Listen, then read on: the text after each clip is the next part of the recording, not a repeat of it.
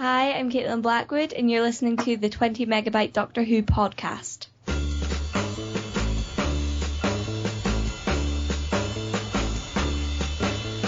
APV Services, Lavazzi and book1.co.uk present the 20 Megabyte Doctor Who podcast.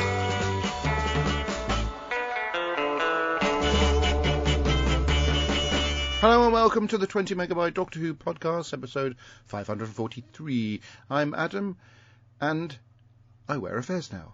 Fezzes are cool. And here's Robert Haynes. You're an esteemed duplicate, a lump of plastic with delusions of humanity. And Kirby Bartlett Sloan. I just don't want her growing up and joining one of those star cults. I don't trust that Richard Dawkins. There is a chance that Mary might show up, is there not? It's more than a chance. She will show up. She's just going to be late. Good. Okay. Late. Hopefully we'll have the story done by then. Save her Late, the bother of having to listen late is in the late to boring end of interruptions. Oh, sorry. Did you say something, Caitlin? Hi, I'm Caitlin Blackwood, and you're listening to the 20 Megabyte Doctor Who podcast. Yeah, I think we already established. Gee, I wonder who recorded that. Right, so the Pandorica Opens begins with...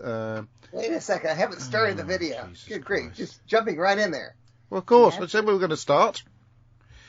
Begins with some very... I'm just going to say, very briefly, a shot of Vincent going a bit loopy. Bonkers. And people... Can we say it? Can I say it one more time, please? Please. Van Gogh. No, I'm very bored of that particular pronunciation. Anyway, so yeah, he's got a bit loopy. He's made a painting, and this then the painting goes to Winston Churchill. We don't see the painting for the next 7 minutes. Winston Churchill and the bloke that does the voiceover for Repair Shop. And then we see a shot Bracewell. in the... Master. Did you notice that even though the Doctor and Amy told Bracewell to leave and to make himself scarce, he's now working for Churchill again? Marvellous, thank you for that. Maybe this was before. Anyway, and then we see a No, shot it's not before because his hand is missing. Whatever. Yeah. We see a shot of the Millennium Stadium concourse, which apparently is it's the not storm a storm cage facility. It's a storm cage facility. where what's her name again? River Song is being held prisoner. Dr. Song. And she gets out by kissing the new guard and rendering him hallucinogenic. I love the bit where he says that she tried, to get past him, and he's got his gun pointed at a drawing of her saying bye, which is quite good. I quite like that. And then, of course, we have a rather superfluous shot of her meeting the bloody Queen. And then our friend, of course, friend of the show and guest at FancyCon, Simon Fisher-Becker, playing Dorian Moldavar. Oh, not mentioned. His name's not mentioned in this particular scene, but it is his first scene as Dorian Moldavar. And doing a deal with River for a vortex manipulator, which I think that's what she got, wasn't it? I can't remember now. Yes, fresh off the wrist of a handsome time agent. Which implies Captain Jack, but of course it wasn't. Yes, it is Captain Jack. Right, okay, anyway. Meanwhile... in my headcanon, it's Captain Jack. Meanwhile, in the TARDIS, things are going, I think this is... Amy's still got the ring thing, and the Doctor takes her to the place where the first ever language was written, apparently on the side of a mountain or hill or something, which of course is translated, hello, sweetie, and some coordinates. The Doctor goes to the coordinates where... Master. She knows two of the letters are Theta Sigma. What did I get up to? Oh, yeah, so it's River... the Doctor's name, sort of. Established when, Kirby? Where did I get up to? Oh, yeah, I'm going to skip through this. Right then, so the Doctor meets... Oh, we're going to be done before Mary comes on. The Doctor meets River, who pretended to be Cleopatra amongst some Romans. Even though she's supposed to be in Egypt and dead. Yeah, I know, but that was mentioned. And I think they go on search of the Pandorica via horseback, which apparently is at Stonehenge. What do you mean? Horseback. What? Yeah, the horseback thing. You can tell that they had doubles on the actual horses. Oh yeah.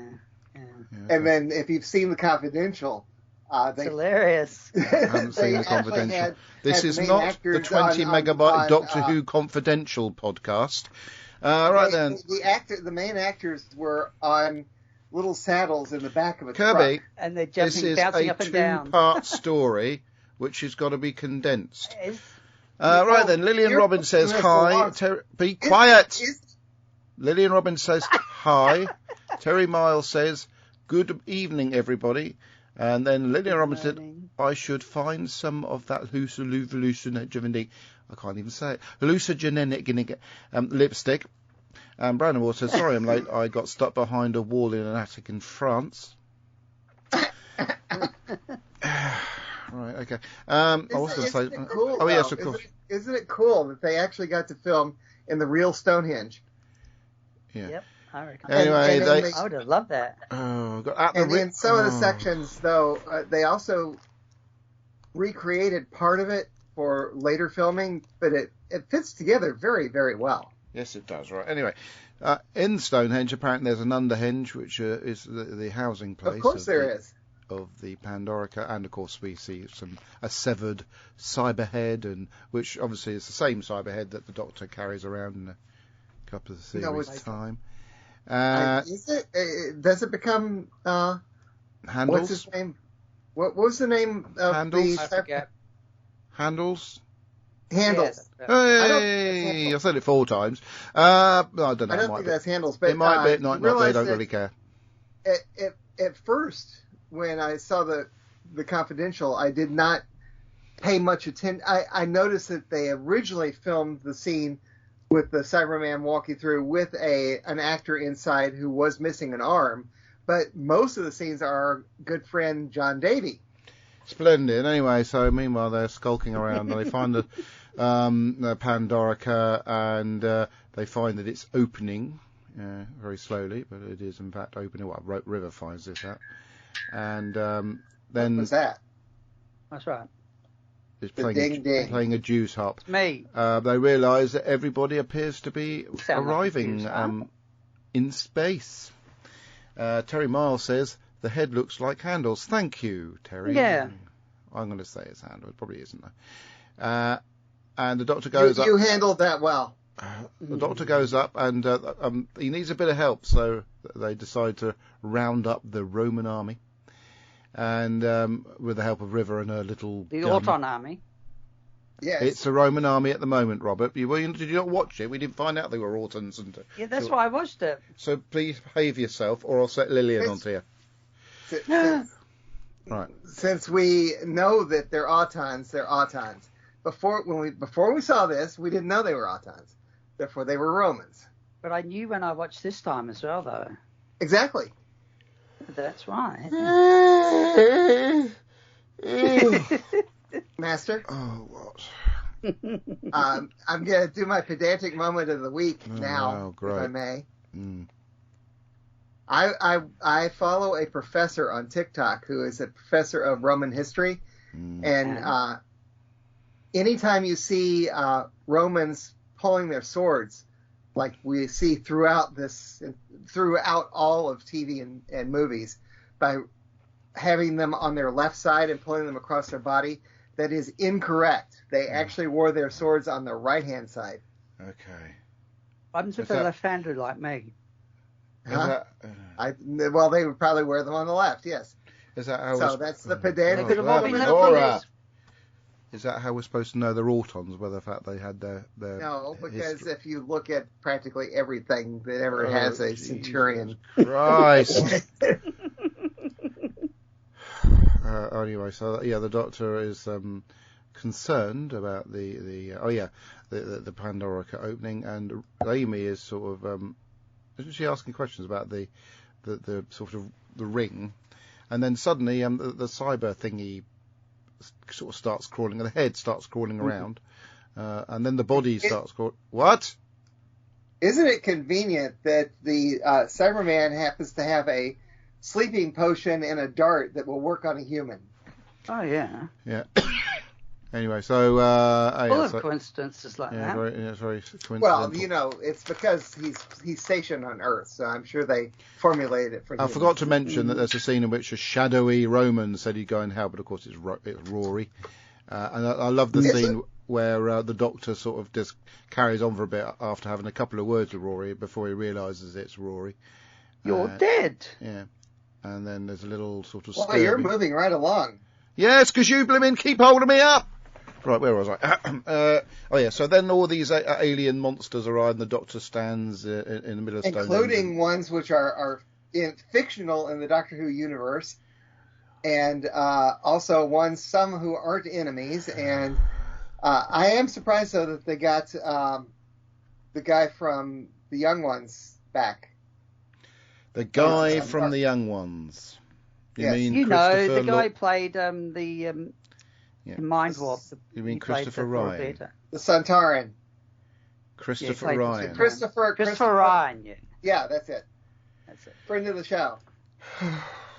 Well, I didn't get to interview him, but yes, he is indeed a friend of the show. Must be bitter because I'm not bitter. I took a boat trip with him and gave him a lift to his hotel in my car, so I'm not that particular. So you were able to interact with him. Of course, I interacted with him.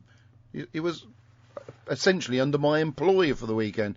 Anyway, the Doctor does some monologue speech to scare off or just stop the speech.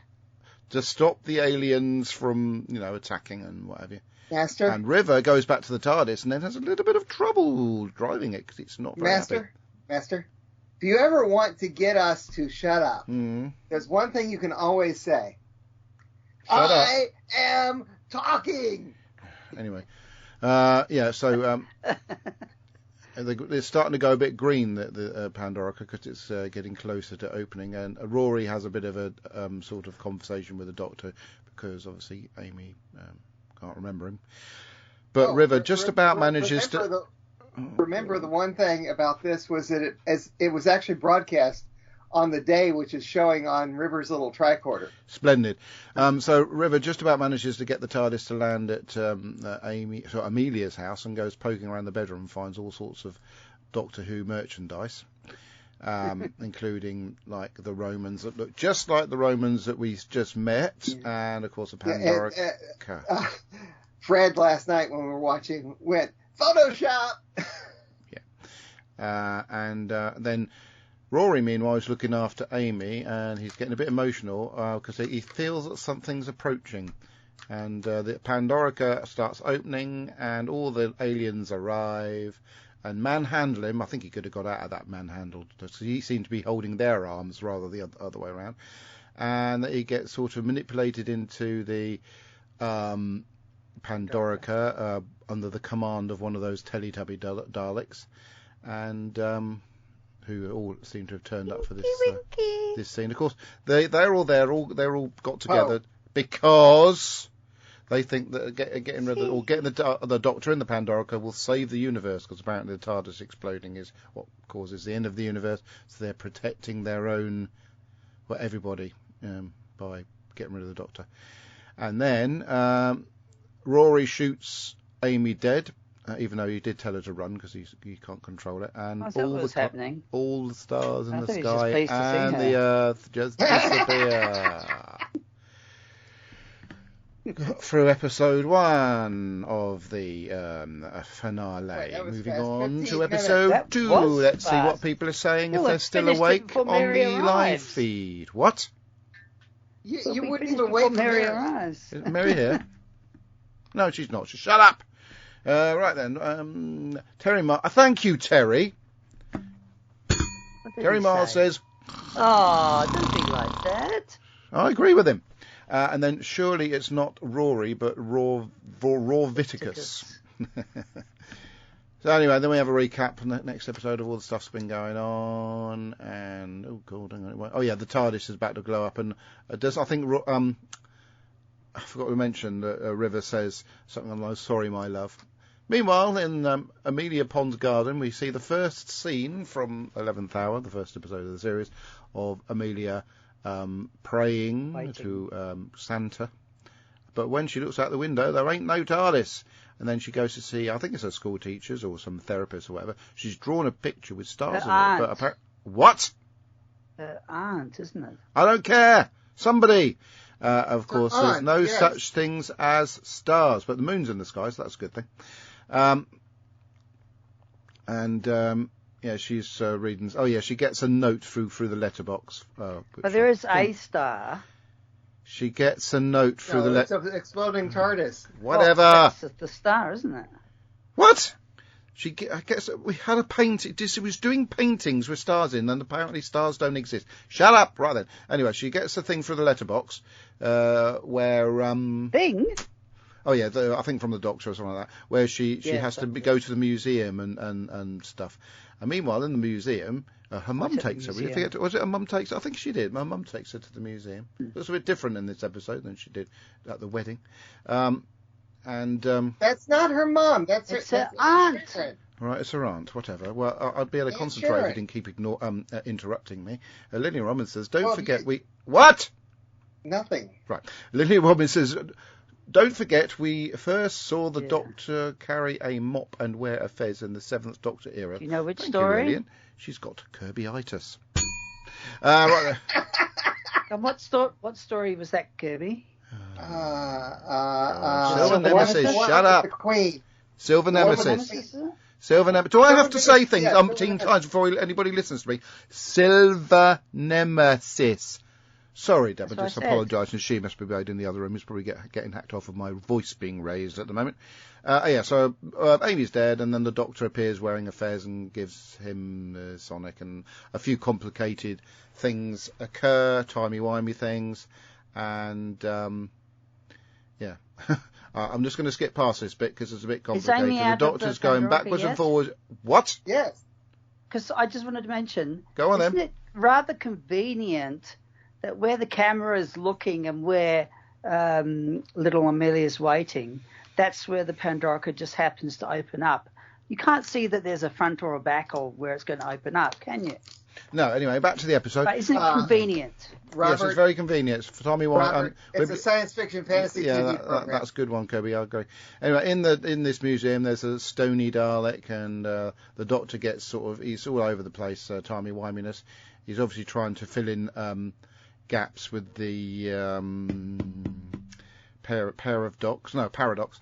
Rory has been. We've got to mention this. Rory has been guarding the Pandorica for many years because. Obviously, to save her life within the Pandorica is actually Amy. I call total rubbish on that. Yeah, okay, whatever. And he's now wearing a security uniform. In the sky, there's a shiny thing, which is the TARDIS in mid-explosion mode. Sorry. And River is able to come down to Earth and help them in their little weird sort of mission, where she gets the opportunity to.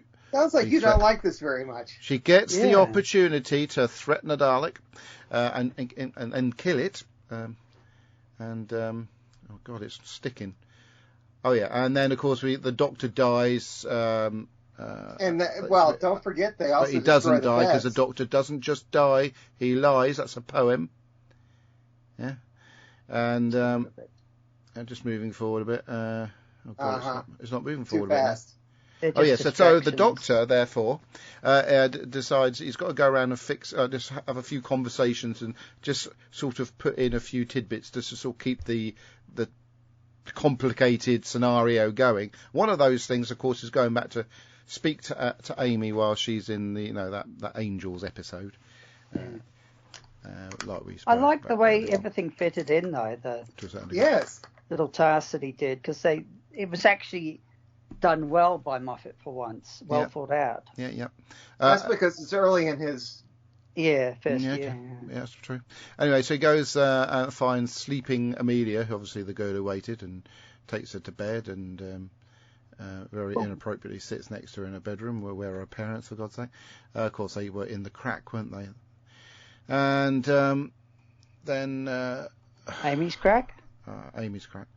And then it's crack. Amy and Rory's wedding day. Of course, the Doctor has gone there. Master, the Doctor, not the Master. One of my only gripes about this, and it's very minor, is that if the Doctor's been erased from everything, she still has all of the Raggedy Man stuff on her dresser. Yes, that's one. Yeah, but that's probably all gone by now. At this stage, it's gone. But anyway, no, it's River. Right there. She wakes up and her mother's there. Okay, River comes along. Obviously, that's River's grandmother, by the way, and drops off the empty diary. And this suddenly sort of triggers something in Amy. She starts remembering something, and then the TARDIS. So we remember the Doctor, and all this stuff, and that brings the Doctor back to life. I love that something borrowed, something blue. Yeah, thing. That was a very good. Time. Yes, that was very clever. And then River comes up and he says, "Are you married, River?" She said, "Yes." And they go into the TARDIS and all their wedding regalia, and they leave. And I managed to get through the episode. Right. Just right. Before I say what I think of it, now, is anything that you may have had in your notes or in your mind, I'm noting very briefly, that I might have skipped over that you wanted to speak about? And then I'll say what I think of it. What did you think of the Doctor's? One at a time. No, not none at a time. One at a time. Jeez. Go ahead. Oh my God! Right, you got 5 seconds. 5, 4, 3. Did you like the Doctor's dancing? No. Yes. I thought that was the drunken giraffe. Yeah. Is what that's called. Yeah. Right, okay. I thought that was good. And I've been to conventions where they've had dances and people really dance like the drunken giraffe. Well, you have to. If you say so. Yeah, of course. Okay, thank you. Right, Lillian Robbins says Silver Nemesis. That's what we said. Okay, so what did I think of it? I did quite enjoy. Obviously, haven't seen this in quite a while because. Thank you, Terry Mars, for saying 22 minutes for 2 episodes. Well done. That's a record. Thank you very much. I'll take credit for that. But it could have been 18 minutes if I wasn't being interrupted left, right, and centre. So right. There was aspects. Obviously, it was quite pretty. It had some of my favourite characters in it. Little bits of comedy. The complicated things were obviously was this timey-wimey stuff going where they're all going around, all of them. River, the Doctor, sort of messing around trying to fix little holes in the paradox and stuff like that. There's a hole in the 2 Doctors. What? Anyway, said they're trying to fix the paradox. Yeah, whatever. Which 2 Doctors? I've completely lost where I was now. I give up. I can't even think what I was saying now. Carry on, Robert. What did you think? I've completely lost the plot. It's okay. I've gone off there. I don't know where I'm talking about. It was okay. Right, carry on. The things I did love about it were actually Moffat had thought through the bits that the Doctor had to later return to, like Amy putting up the thing. But anyway, I would say that was probably about right because talking about talking through thing, I found that some of it was a little bit bamboozling myself. See, that's what it's like when you're trying to say something and people interrupt you and you're trying to talk. Bamboozling? Who got bamboozled? You did. Me! I got bamboozled. Ah, I found it a bit bamboozling. All that sort of timey-wimey stuff. I found it enjoyable to watch. It was a bit sat on a roller coaster going backwards. But it was quite enjoyable to watch the episode. But I just found Yeah, but I sort of wonder if the general public at home was following bamboozled. along and thought, they were bamboozled. They could have been bamboozled. And this is what turned people off the Moffat era. Yeah. I think it starts to fall apart next series. Well, go ahead. No, you can go. Yeah. Well, no, I wanted to point out while I was thinking of it, as far as the confusion business. Fred turned to me last night during the first episode, going, "I'm confused. This isn't making sense." And then in the middle of the second episode, she went, "Aha! This makes perfect sense."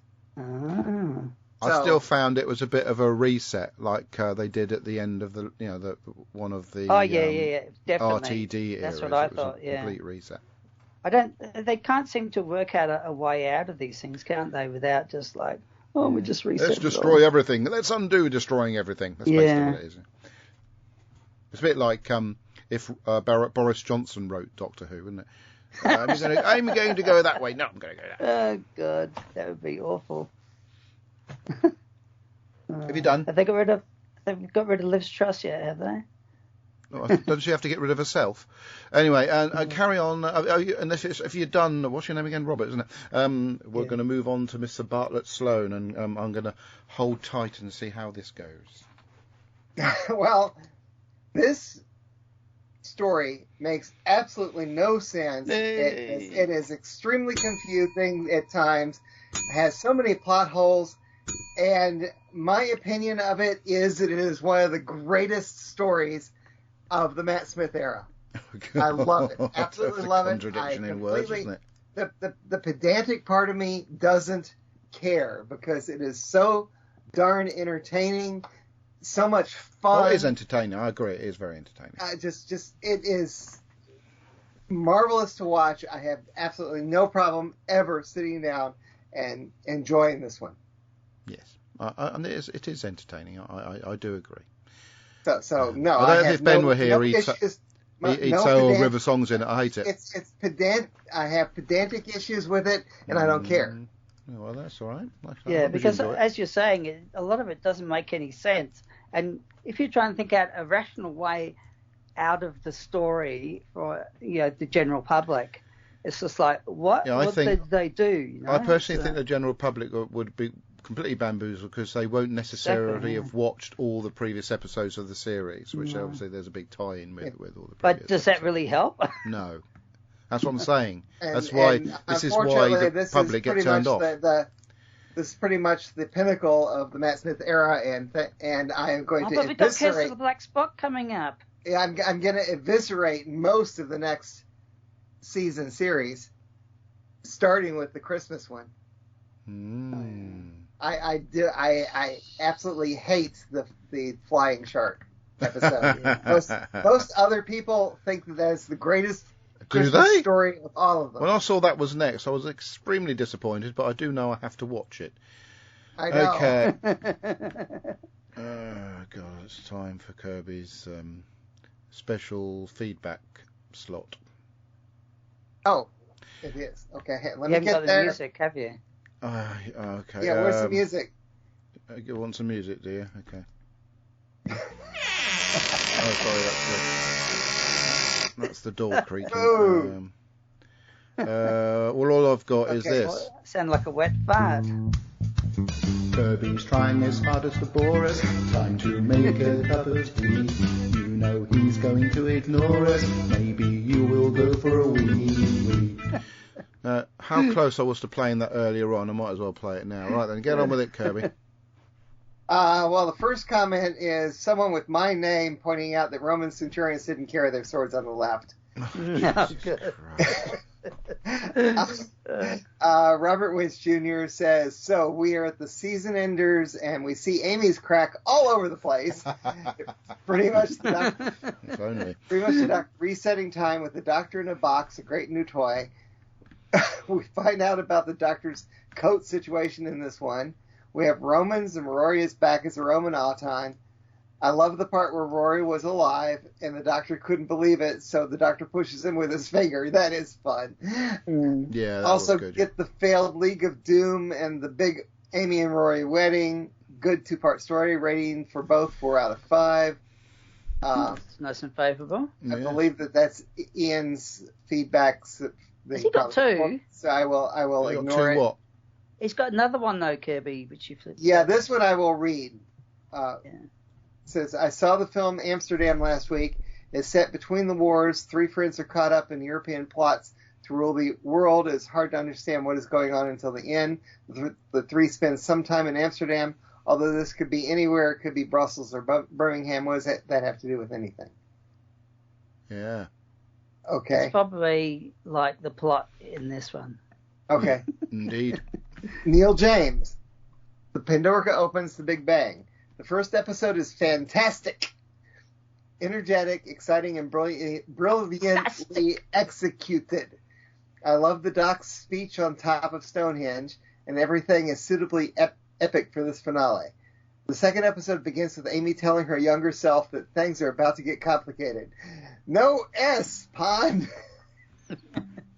What I didn't realize at the time of first broadcast was that this really is the point where I struggled to understand what the hell was going on. Yeah. Not only in the Big Bang, but in pretty much all future Stephen Moffat era. Yeah. And like I said, this is the beginning of the end for me. Yeah. Rory and Amy's reconnection is very lovely, and even though the whole premise of putting the Doctor in a prison box is pretty dumb, when they could have just shot him, I do have love for this story. Yeah. But I have to say that most of that love goes to the Pandorica Opens, and I really don't have the faintest idea what is going on in the Big Bang. Great first season for Matt Smith, though, and now it's time for Christmas. 4 stars out of 5. Yeah, it is too. Is that it? Really early for you guys. Is that it? Yes, that's all that here. I'm not sure if this Ian Kirk thing is going to be... Uh-oh, someone just dinged me. Do you have to commentate on such things, things that are happening behind the scenes? Can you turn him off, please, Robert? Turn what off? Yeah, what? Turn Kirby off. No, tell him off. Turn him off? Well, that'd be nice, wouldn't it? Turn Kirby off. If there was a possibility of turning him off, I would have done that years ago. Where's his button? All right, okay, that's what I can do next. Oh, yeah, I got this. How do I open this up in Messenger? Where's Messenger?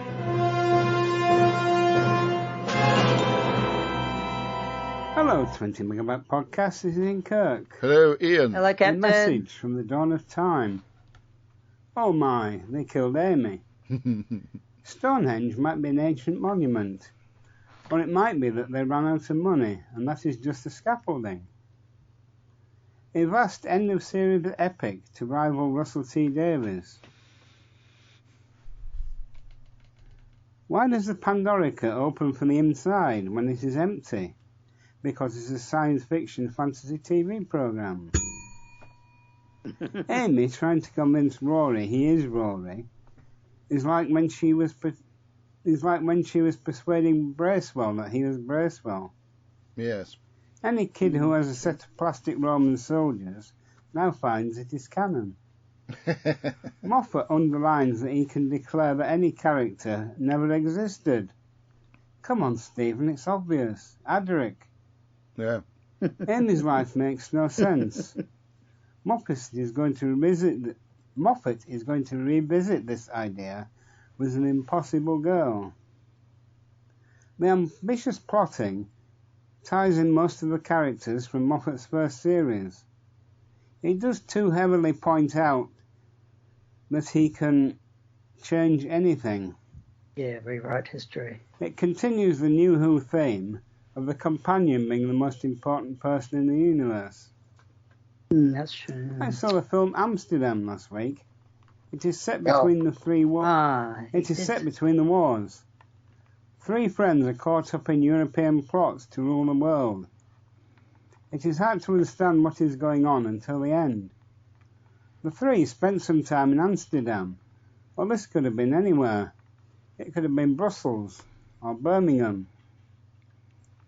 Bye for now. I had Brussels today with my dinner, fun enough.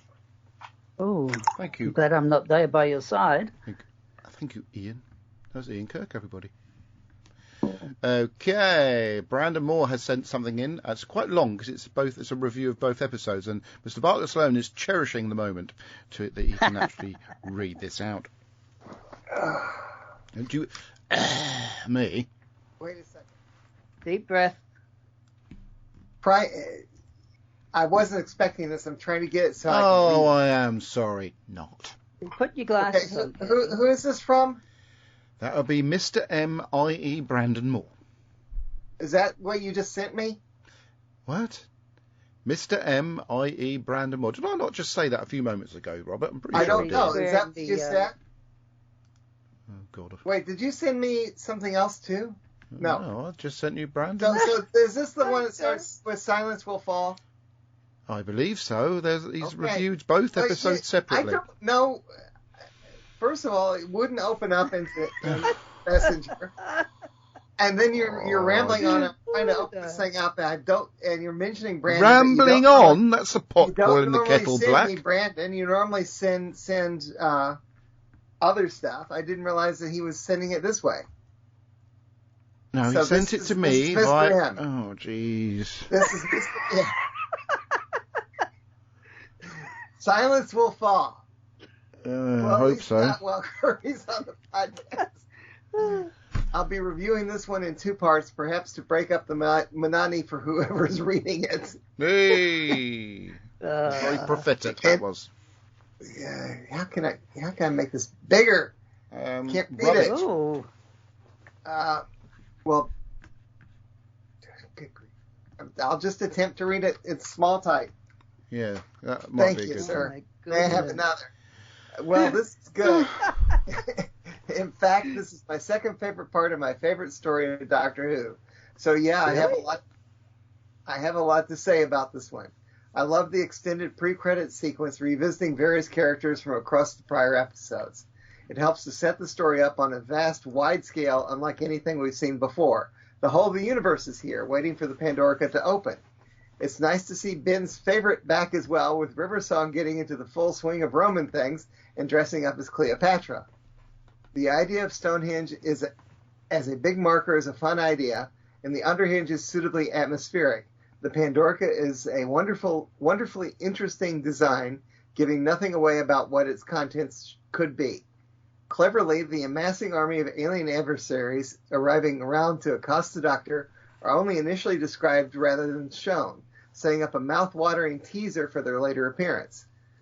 Initially, I wasn't sure if we were really going to get to see the whole toy box in one go, so the slow build-up across the episode worked really well for me. The Cybermen definitely get the most to do in the episode, and I would argue that their appearances here, though, and see, I've got, there it goes. You need a wee, Their did you say, Robert? Here, though brief, are their best in New Who so far, and certainly the best they will get for a while. Matt Smith puts in a strong performance when he gets to deliver his Glastonbury moment at Stonehenge. In general, his dialogue and delivery are note perfect throughout this episode. He really has come into his own here. River gets shunted off to the 26th June 2010, and her wandering around Amy's ransacked house, coupled with the reveal of the Auton duplication / arrival of the Alliance / Pandorica opening, is spine-tingling stuff. River gets to subconsciously blow up the TARDIS. I think that's what's happening, at any rate. It's never really explained that well, but hey, that's another episode's problem. The return of Rory, almost universally predicted by all, nonetheless packs a punch, as I doubt many expected the twist of Amy not remembering him. Karen Gillan is hot, so much so that Rory ends up shooting all over her. I mean, shooting. Okay, we get halfway through this before it becomes an obvious Mr. M. No misspellings or anything so far. Yeah. I doubt anybody really bought the death of Amy in this episode, but still added to the Doctor's problems. My prediction about what was inside the Pandorica had been wrong, but almost right. I thought it would be a future version of the 11th Doctor, and that this would tie into the jacketed / unjacketed shenanigans that were swirling around on the rumor mill. I was still satisfied, though. As cliffhangers go, it doesn't get much better than the whole of creation being destroyed. I've loved Series 5, but we are now moving into the most consistently strong run of episodes in New Who. A well-deserved 10 out of 10. If he's talking about next series, he's wrong. He is wrong. Next time. Not that bad. Next time, I wear a fez now. I only came for the dancing. The Big Bang by that bloke who wrote Coupling. I love how different this half of the story is to the first. The sudden jump back to young Amelia in the first episode is a rather unexpected twist. For a moment, when the Doctor posted the museum leaflet through the door, I thought it was Wilf. Think of the red hat he wore in End of Time. But sadly, I was wrong. This episode is so timey-wimey, playing around with all sorts of Doctor Who rules, and I love it. I'm sure that some people, Mary perhaps, will say it doesn't all hang together, or it makes no sense, or it's just being made up as it goes along. Well, fair enough.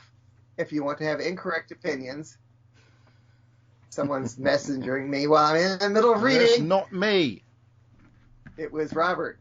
Barry's coming back. Hey. Well, fair enough. If you want to have incorrect opinions, that's fine by me. But this episode does all tie together, and it's wonderfully constructed at the same time. The Doctor uses his supersonic to escape the Pandorica, and although some might say this is far too simple a way for him to break out, we've seen the Doctor busting River out of the storm cage loads of times, so you've just got to roll with it. We haven't seen him do that yet. It's coming, though. Amy coming back to life Spoilers! is a bit of a cop-out, but do bear in mind that Pandorica... Now, Mary's messaging. Mary can't join us this week. Why not? Because the service going on longer than expected. What's going on? The service? Yeah. Oh, okay. A funeral. Oh, okay. Carry on then, Kirby, please. Don't get distracted. Well, the fact that she messaged us was distracting. Okay. Right. Amy coming back to life is a bit of a cop-out. Robert! I see. That we've acknowledged the thing. Yeah, all right. Yeah, well, it doesn't help him when he's trying to read it if he keeps sort of moving his screen away. Amy coming back to life is a bit of a cop-out, but do bear in mind that the Pandorica is designed to make sure its prisoners will live forever. You know, I could read that again. No, carry on. That's convenient. Rory gets to spend the best part of 2 decades as a 2 centuries. Yeah, 2 centuries. As a member of the 2 millennia, isn't it, Kirby? 2,000 years. He says 2 decades. Oh, I thought it was 2,000. 2,000, yeah, you're right. Yeah, carry on.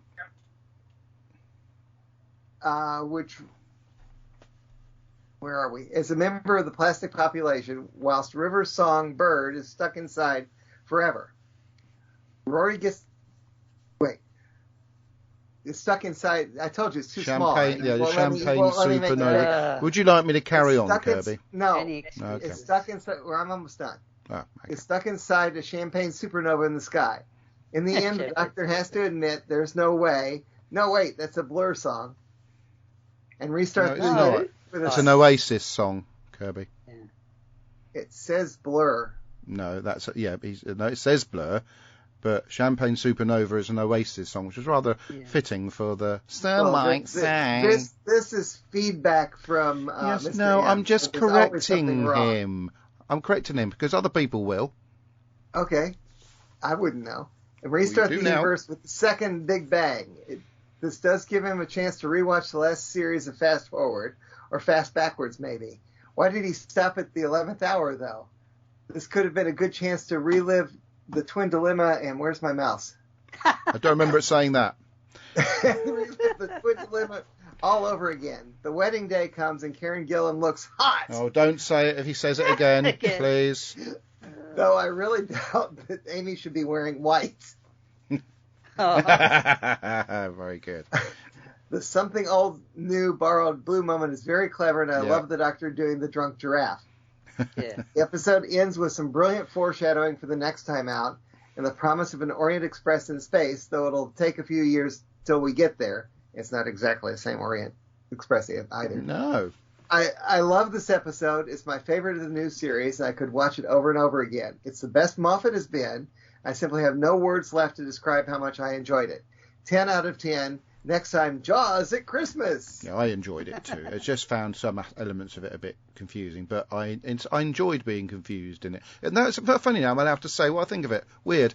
Right then. Right there. Where did he get up to? Oh yes, we've got. Can I just ask something, because you brought up something pertinent there? I did. Do you two remember when you first watched it? Wondering what was inside the Pandorica and what was? Of course. No, yeah, that's part of the fun of it, wasn't it? What did you think it was? What, before it first opened, or when it second opened? Before it opened. I didn't think it was a doctor. I must admit, I didn't know what was inside. Yeah, I think we all believed it was the Doctor. And I remember when it opened up and it was Amy. I was sitting there with the girls, and we all went. Oh, sorry. Right. No. I'm talking about when it first opened, and because there was and there was nothing inside it, wasn't it? I didn't know what was in it. I was talking about when we find Yeah. The second time I expected it to be the Doctor. Can't even remember. Right, where do we get up to? It was a long time ago. It was 12 years ago. Yeah, okay. We got this.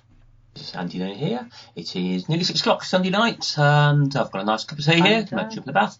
And this morning and the last couple of days, of course, I did the usual ironing, and I watched the Pandorica Open and the Big Bang. And it's, my God, it's there's a lot in there, isn't there? And I don't think a lot of it makes a great deal of sense. It tries to resolve the Amy's crap thing, though whether it actually does or not, I don't know. And it does leave a lot of things like, is Rory really an auton? What is River? Who is she? What's he trying to do? Where does it all leave Amy? That's interesting. I don't know why it just suddenly cuts out like that. I was quite surprised when I saw it to be. Odd. It was quite a short episode. Andy here. No, it doesn't. That's it. It stops at 35 seconds. Sorry, everybody. I know Andy and Annie fans would be absolutely gutted, but that's as long as the audio is, I'm afraid. I'll download it. Shall I, Kirby? See if that makes a difference. Andy here. Yeah, Andy and Annie here. Yes. Download. Right. Let's see. I bet it's still the same length. That's what she said. Right. Let's have a look. It would be in that folder, and then that folder. And then that folder. And then that folder over there. And downloads. And over there. And then it's going to be here. Here it is. How long is it? Andy here. Still 35 seconds. Okay, well, sorry about that. I'm gutting for Andy and Annie fans because it obviously isn't a complete file. Can't use it. We'll have to send in double next week. I didn't know it was like that until I started. I like to be surprised when I listen to the feedback that comes through. Well, right, then I've got to read the next bit of feedback. So this is how it's done, everybody. Please pay attention. The 11th Doctor and Amy get a message which takes them to Roman Britain in 102 AD. River is impersonating Cleopatra and Rory is there as a centurion. There's a picture of Van Gogh called The Pandorica Opens with the TARDIS exploding. The Doctor says the Pandorica is a fabled prison for the universe's deadliest being, which is hidden in the Underhenge at Stonehenge. If that's true, it's proven wrong later when River visits her mum's bedroom. Oops, spoilers there. Oh, there's handles. Oh dear, those trousers on Alex Kingston's bum. The Doctor asked River to bring the TARDIS to Stonehenge, but with the TARDIS having all sorts of problems, River realises something has taken control of it. I wonder if that's the excuse Deanna Troi used when she crashed the Enterprise. Sorry, Adam, that's Star Trek. Silence will fall. River arrives at Amy's house in the present day and works out that, well, it wasn't quite the present day, it was actually like 10 years ago, wasn't it? And works out that Romans are from a book in Amy's bedroom about Roman Britain. River tells the Doctor the Pandorica must be a trap made out of Amy's memories. River then manages to take off, but the TARDIS becomes the centre of a massive explosion, making every star in the sky go supernova. Oh, good. The Teletubby Daleks are back. Are there any enemies of the Doctor that are not there? Well, the Draconians were mentioned, but I don't remember seeing them. No, I don't want to know who. Oh dear, Rory didn't die this week. Amy did. Ah, there's young Amelia. Amy's inside the Pandorica. So it's okay for Amy to meet herself as a child and the universe doesn't explode. Oh, hang on. Yeah, no Blinovitch limitation effect, was there? Oh, hang on. Oh, yes, it was going to. Yeah, it was going to explode. He's right, but not for that reason. Now, Rory is the boy who waited, and Amy is the girl who waited. So, if the same sonic screwdriver meets, then there's a big flash. But if Amy and Amelia meet, nothing happens. Rule 1, the Doctor lies. The Doctor sacrificing himself to save the universe. No change there then. So Rory's not a plastic Rory now. And now off to the Orient Express. No, it's Carol at Christmas, surely. Hang on, let's do that again. And now off to the Orient Express. No, it's a carol at Christmas, surely. I'll get it right that time. Stay safe and well, everyone. Linda and Terry Miles. Master? Yes? Master. But it does bother me that Rory claims that he remembers being an Auton. Does it? But he is no longer plastic. But he does remember being a Roman Auton. Thank you for that.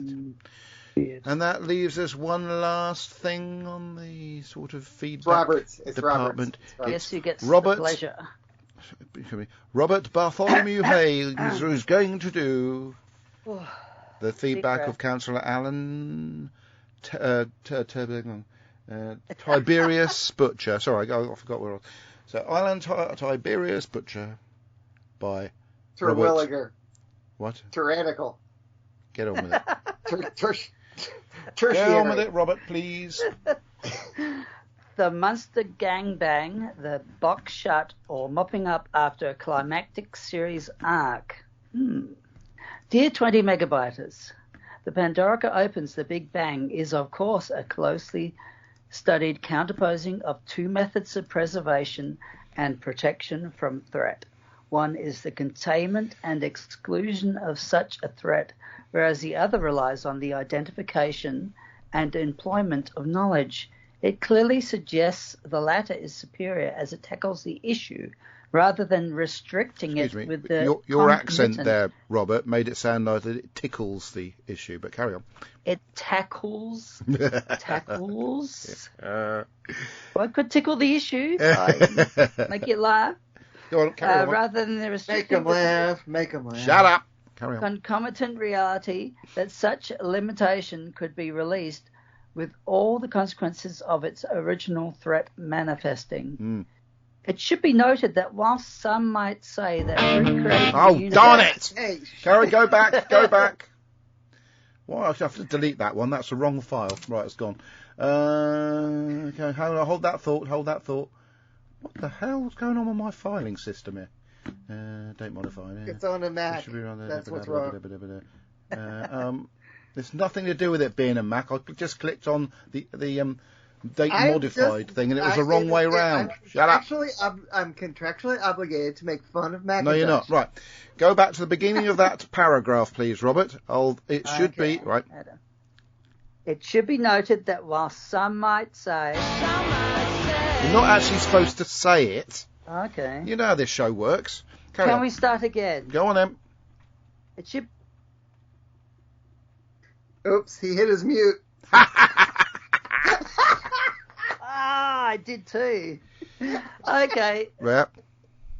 Ready? Yes. It should be noted that whilst... Hooray! That recreating the universe from one person's memory is a bit of a stretch of credibility. In fact, Doctor Who is a fantasy sci-fi show. That's Kirby's bit, Robert. Come on, you know the format. It's a science fiction fantasy TV program. No! Oh, show. And Amy is a very remarkable person. And anyway, perhaps we're all part of that master plan. We also learn the hypocrites, the Dravens, are still out there and aren't above hanging around with a bunch of ugly monsters after as long as they are not good creatures. There you go. Yeah. All in all, the Pandorica Opens, the Big Bang, is probably the most accomplished finale stemming from the series arcs that have been used since the show's return in 2005.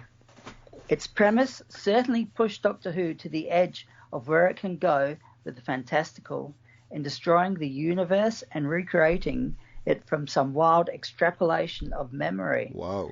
However, there is consistent verisimilitude to how this is handled, and the logical paradox by which the central narrative knot is undone both boggles the mind and satisfies the viewer.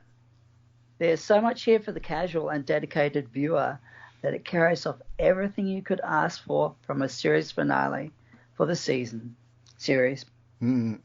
It is difficult to suggest that Matt Smith reaches the peak of his performance here only because he reached and maintained it very nearly from his first line in episode 1 of the series. The golden age continues as Professor Zaroff, who was probably there somewhere, might have said, "Nothing in the world can stop it now." This story is perhaps about a half an hour too short, as who would not have wanted to see more of the big gang of monsters planning and interacting in their endeavours to contain the menace that is the Doctor. Next up, Doctor Who and the Ghost of Timey-Wimey, or Dumbledore's evil twin. Those are my thoughts. Alan T. Butcher. Yes, I love the way you say monsters instead of monsters. But there you go. Munch. Yeah, so that, let's have a look, see what's coming through on the live feed. Lenny Romer says, too fast for a pair of complex episodes. Well, sorry. God, everyone's a critic, aren't they? And then Andy, who can't follow instructions that you guys do 2-part stories together. Yes. There you go. And right then, so that brings us on to Master. Brings us on to the next segment of the show. Quite an interesting bunch of comments on your post about being utterly clear. No more split stories. Oh yes. Okay, I'll read them out. I can read, Kirby. Of course, if I can find the post. It's pinned to the top. Ah, here we are. No, it's not. It's here. Comments. Right. Kirby Bartlett Thingamajig says, and we've said this time and time again, but it wasn't even Andy that it was actually flagged up by Brandon only sending feedback for the first part. Then he said, "Oh, second bit coming later." It's always been Andy. But not on this occasion. Sometimes he messages me privately and says, "Which one are we doing?" Right. Okay. Well, you said something about caught in the time loop. Sorry, caught in the time loop 4 times. And Robert Finch Jr. does the yawning emojis directing at you, which is quite funny. And then he says, "Great, no need to stretch it out." Brandon Moore said, "Yeah, I hate when things are split up." And then some Kirby bloke, something about unlike an attempt by the Daleks and revelation of Daleks to be utterly clear. Picture of a transparent Dalek. Then some bloke, Hobbit Reigns, that Monk trilogy is going to be hell. And then, plus I noticed coming soon is the masterpiece story, Curse of Black Spot, Kirby's favourite story. We thought we'd spread that one over 2 episodes just to give it a really good, thorough review. Now, the thing about Curse of the Black Spot, I haven't seen it for a while, but I do have memories of it that I enjoy. I think Lily, somebody or other, played the sort of siren in it, didn't she? Lily. Yes, I had Lily a Cole, poster right? up in my room in Tennessee of Pirate Amy, which I thought was quite nice. And of course, did you now? The iconic dad in Paddington's house, played by Hugh Bonneville, as Captain. Master. No, it's Captain, not the Master. We do have an. Explain the rules when we get to the Monks trilogy. Yeah, it's just going to do it as a 3-parter. I can't be bothered. Not as one. So we're gonna do 20 minutes for all 3 of those. No, yes, we're going to bash through it. I'm bashing through episodes now, Kirby. I'm fed up with sitting here with my sore knee. I agree with you that we're going to do all 3 of those at once, because I would prefer if we do them in about 5 minutes. Yeah, whatever. Good. Right. Where do we get up? So so we're going to do the next segment of the show, which I forgot what I was going to do now because you interrupted me, so I'm going to do FantasyCon news. That's what I'm supposed to. I haven't even got any music for that bit. Okay, there's been a few issues recently in regards to the preparations for FantasyCon, namely last-minute people saying that they can't do it. Now, there was a rumour, because obviously we had Craig Fairbrass, who said his agent said he couldn't do it because he was filming, and then I had a load of comments saying that everybody knew he was filming, he was not going to be doing it for ages. But when I queried that with his agent said, well, he did actually have a window that week where he wasn't filming, and that's when he was going to come to the event, but he got recalled to set. So unfortunately, we can't call people liars, because that would be unfair, so we just have to accept that that's the case. Now, it's getting close. It's very difficult this close to an event to get replacements, of a similar ilk. But fortunately, I was able to get Michael Jaston, the Valeyard himself, to come along. That is cool. It is if you're a Doctor Who fan, not necessarily if you're a fan of Rise of the Foot Soldier. Not Doctor Who, though. Now, there are some people who bought tickets for the event just to meet Craig Fairbrass. So it's a bit of a gamble, isn't it? if you go to an event to buy a ticket because you just want to meet the one person, there's always that person's the one that's going to be, happened to me when I went. Everyone's going to have a great time anyway. I hope so. Well, he said he wasn't going, and I spoke to him, and then he said, yeah, I'll go anyway.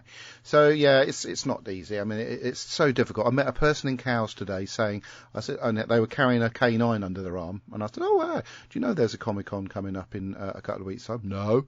So they're in a town where the event is and didn't know that it was coming. That's a bit frustrating, but we're going to have to just do a little bit of publicity around that the town market where Debbie used to work, who can't be bothered to support the event, but we're going to have to do like a town crier or something. Very funny.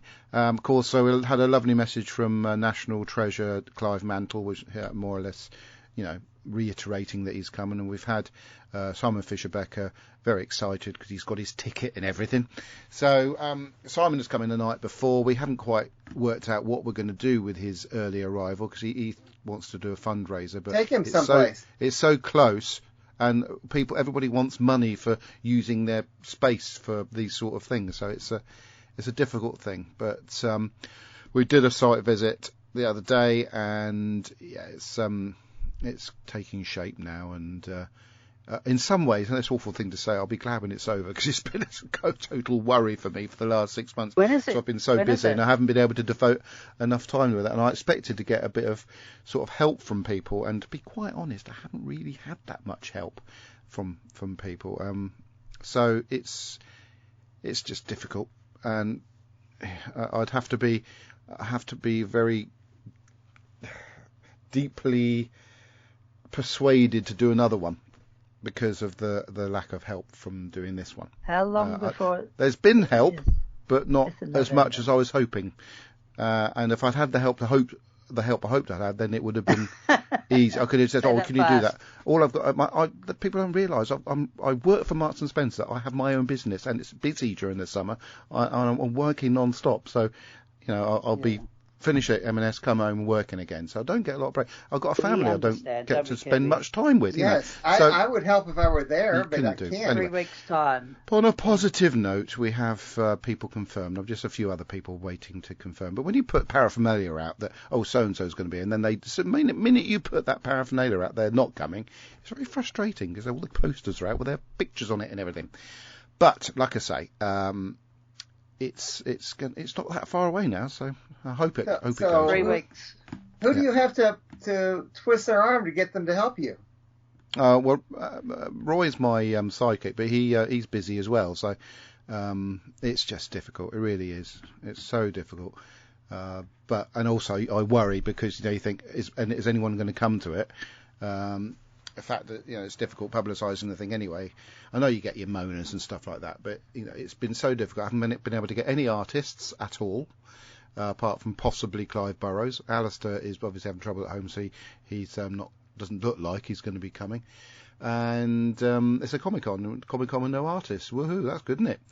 So whatever I've tried, people haven't. Oh, and writers. I've been trying to get a local actor who appears in TV shows, and he writes screenplays and everything. He's a film screenplay writer.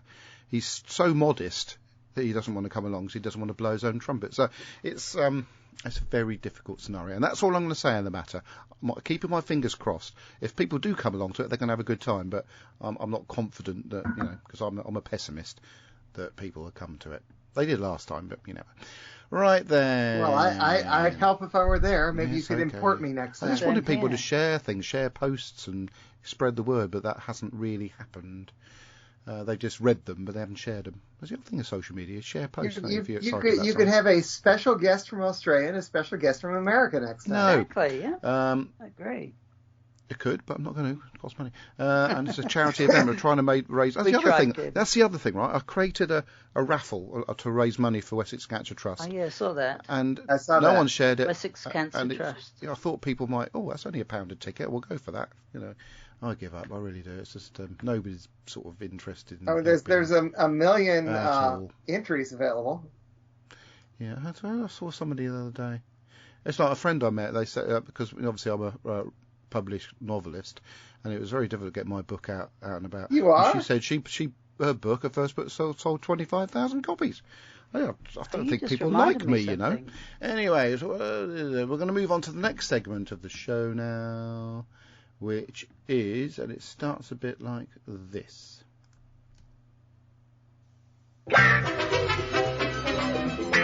Yay!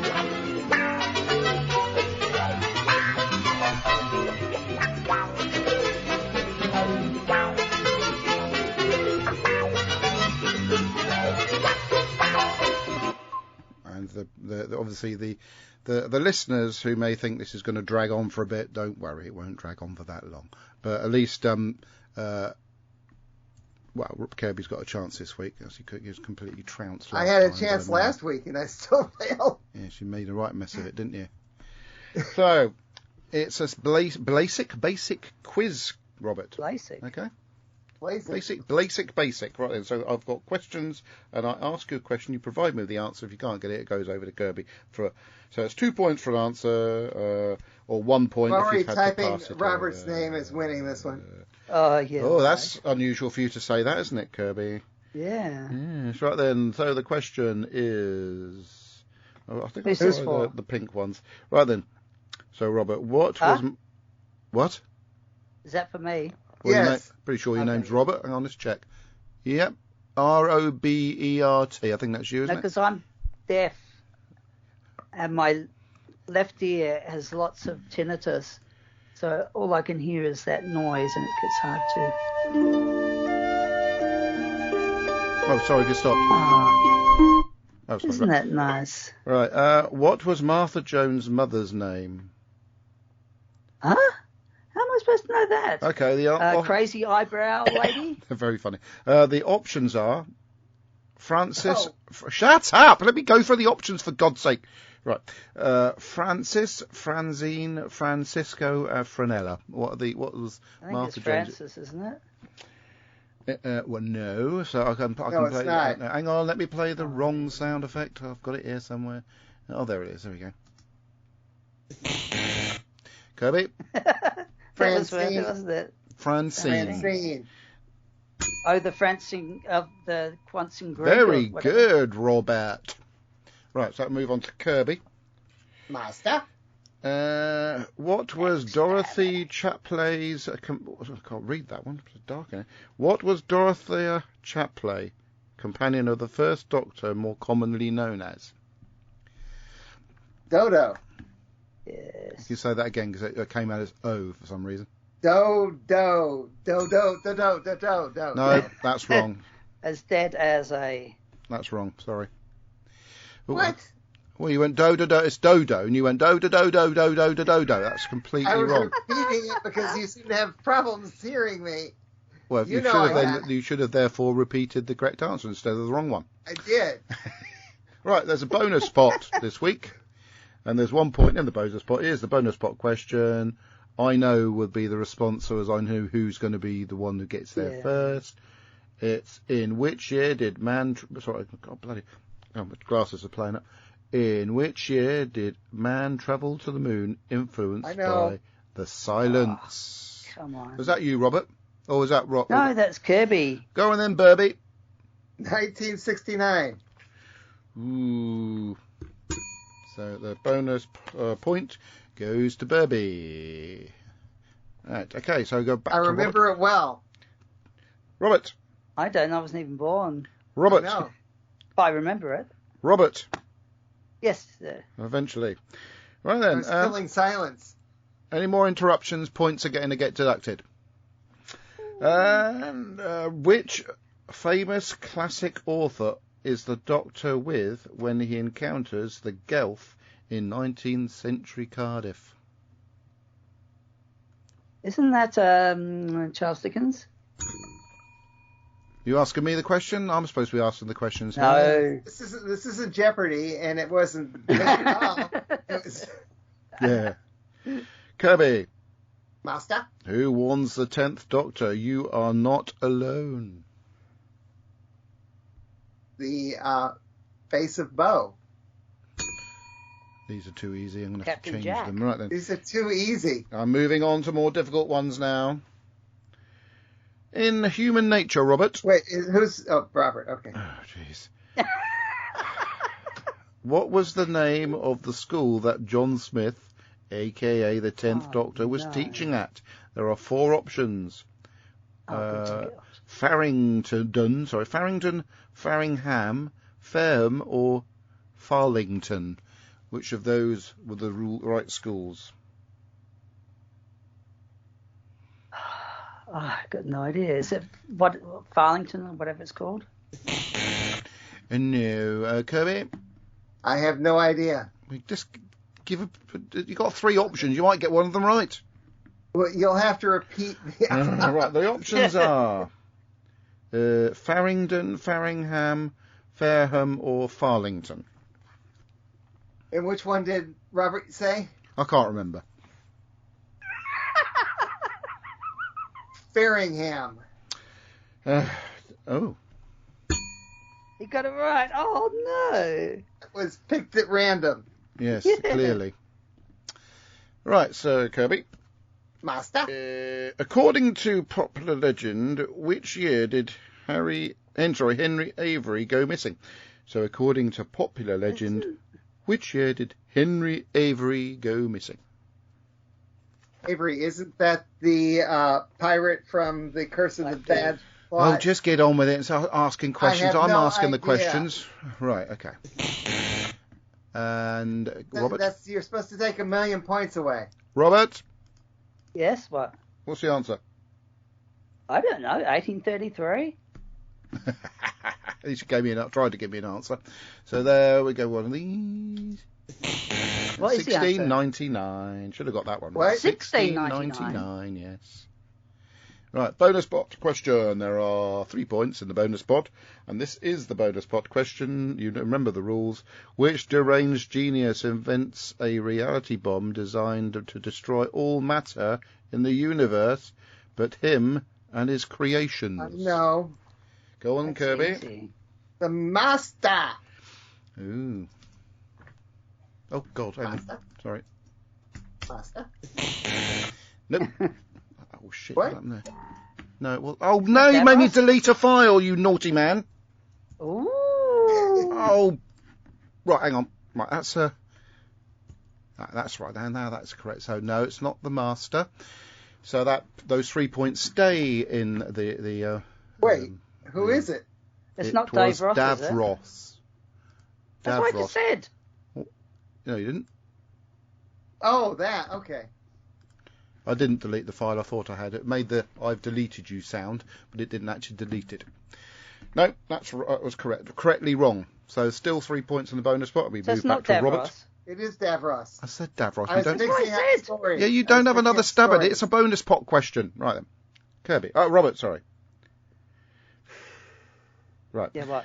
What I feel so bad. I missed one. Point deducted for Kirby. Right. Robert. What 1970s sitcom links the Unicorn and the Wasp with Paradise Towers?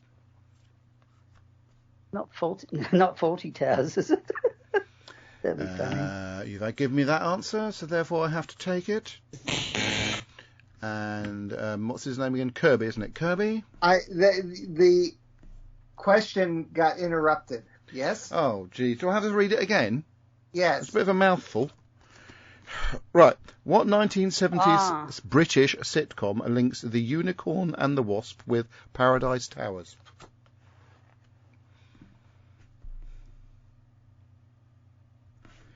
I don't know. What? Not The Good Life, is it? Well, it's not what the answer is, but you wouldn't have had the question. Yeah, it is The Good Life. Sorry, I thought I was written there. Richard Briers and Felicity Kendall. But you don't get a point because you had that chance earlier on. The Good Life. Because of Richard Briers. Oh, okay, because Richard Briers is in. Fortunately, Paradise listeners, Towers. there's not many cards left. Unfair. No, it isn't actually. Right, it's a bonus pot question. Remember the rules. Here we go. There's 5 points in the bonus pot. In the second Doctor story, The Time Meddler, what historical battle is the meddling monk trying to alter the outcome? Go on, Kirby. It's the 1066. Yeah, what's the battle then? Hastings? That's what I thought, Battle of Hastings. Yeah. It is indeed the Battle of Hastings. Yes. So. Thank you, surprise, sir. Surprise, Kirby moves massively into the lead. Robert, not much chance now. Robert, here we go. What is the name of the broken camouflage unit that is meant to disguise the Doctor's TARDIS wherever it lands? What? Chameleon Circuit. Yay! Don't be patronising, Kirby. Right. You can be patronising to me any time. Right, Kirby. Master. What was the name of the actress who played Barbara Wright in season 1? Jacqueline Dammit. No. I know. Jacqueline Dammit is not the right answer. Hill. Yes. Point deducted because that didn't give Robert the chance to actually answer. So that's sorry. All right. So we're nearly at the end anyway. So I think it's fairly obvious what's going to happen here. And there's 1 point in the bonus pot, and here it goes. In which year did the Doctor, Nardole, and Bill encounter the Ice Warrior Queen? Closest person gets the point. But you can shout out whenever you like. What year was it? Got to give Kirby time to look on Wikipedia. Go on in, Robert. You can have a go first then. Go on. I've got no idea, to tell you the truth. Well, go on then. Just it's give us a Peter Capaldi one. I've only seen the episode once. Just give us a year that you might be... I've seen it twice, but that's still... Oh, God. It's in the future, so I say 5049. I don't think it was in the future. Go on, Kirby. Oh, yeah, because of the soldiers. Kirby. Wasn't it? 1860. Right, so it was 1881, so Kirby gets the final point available in the quiz. And the only reason is I remembered that it was in the past. Now I get to understand. I remember when I thought about the soldiers. Jesus Christ. I get to understand why we don't do the quiz anymore. After that, the final scores are Robert with 5 points, win. And the winner with 11 points is Kirby. How many points did I get?